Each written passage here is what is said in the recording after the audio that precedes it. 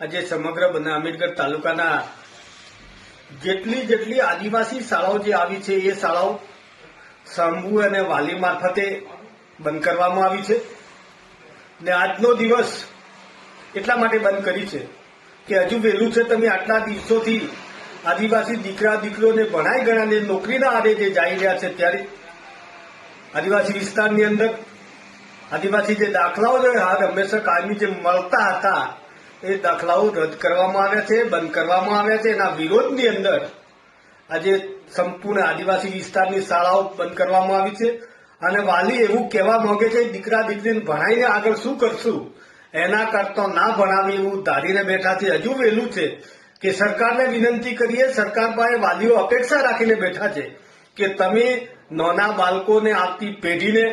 આ અત્યાચાર જે કરવાનું કર્યું છે આ બંધ કરો અને એના લીધે દીકરા દીકરીઓ ભણી ગણીને જે